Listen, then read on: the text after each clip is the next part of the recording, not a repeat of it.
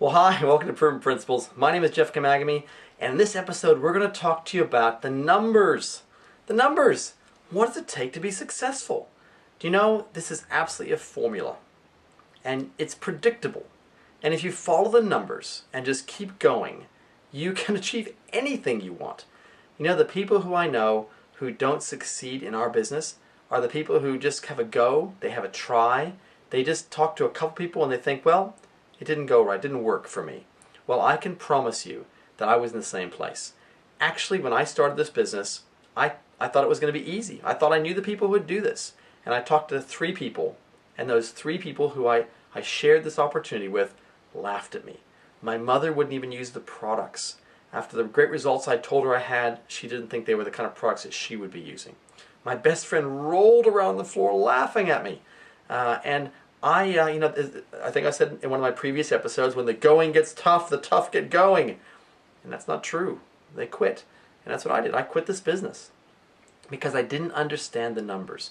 So I want to share with you in this episode about what it's going to take to have success. And the great thing about what I'm about to share with you is, it's not hard. It's actually really, really simple. So the first thing we're going to talk about is exactly, the kind of people that you want to be looking for. So I was taught this, and it really made a huge impact in my business. So I want you to get a piece of paper, and you think about here is a number 10, okay? Here is a number 1, and here is you, okay? And a 10 is someone who's a positive go-getter. And a 1 is someone who's a bit negative, and maybe they're lazy, okay? So this person up here is all go, etc., and down here, this person is kind of Eeyore, always finding a problem, always finding an excuse. So I want you to imagine yourself, okay, here as a 5, in the middle. Now, the principle is that if you wrote down right now, who is the most successful, ambitious, positive, go-getter person that you know? Write them down. They don't have to be your best friend. Who do you know that you have a relatedness with? Someone that you can relate to. They know who you are, you know who they are. Write their name down. Now, who is the most negative, lazy person? Now, this is not an attack, this is not a criticism, this is just, you know what, they're just not the most positive person. So write their name down. Now I want you to think about this. If you were to talk to, and I'm just going to put a name here. Let's say this is Susan. Okay? And let's say this is my friend, and this is John. Okay? So I talked to Susan, and I asked Susan, Susan, I've got this amazing opportunity. I'm really excited about it. I thought of you. I'd love to work together. And I sit down with Susan and I give her an Academy Award presentation. And we'll talk about presentations in a future episode. But let's just for this moment say we gave her a really great, powerful presentation. And Susan says no. No, it's not for her. And you gave the same Academy Award presentation to John. And he also says no.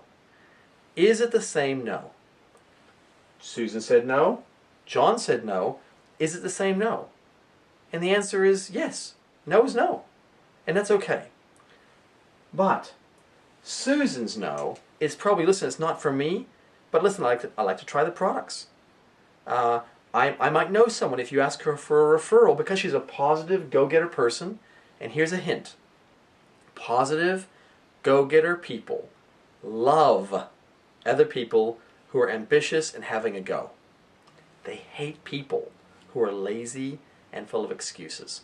So because you're having a go at doing something and changing your life, Susan's pretty likely to want to help you by becoming a customer, and she's pretty likely to say, listen, I might know someone who might be looking.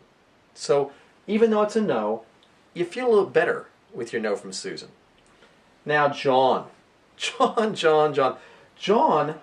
his no is going to be like, oh no, you're doing that?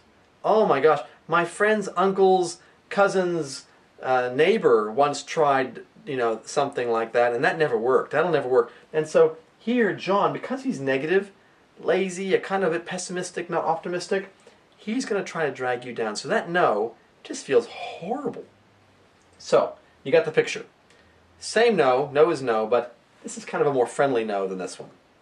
Now I want you to imagine for a second that you give your Academy Award presentation to both Susan and John. And Susan says, wow, I'm excited about this.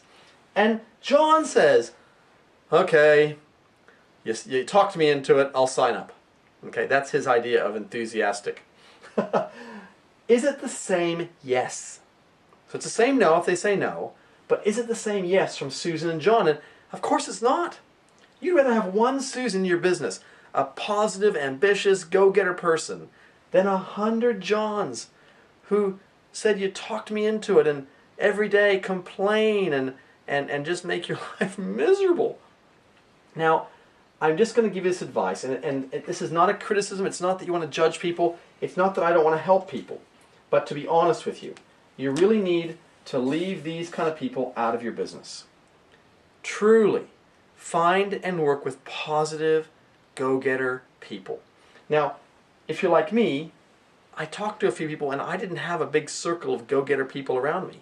So, it was tough. I had to go and find where I'd find these kind of people. And we'll talk about how to do that in a future episode. So make sure you tune in when we talk about ideas for how to prospect and build your circle of influence. But anyway, you want to avoid talking to these kind of people because they will just drag you down.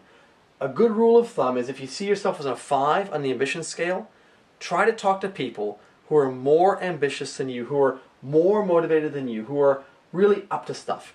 And then you start to build this dynamic, amazing group of leaders where you aren't the best person in your business. In fact, you are the catalyst.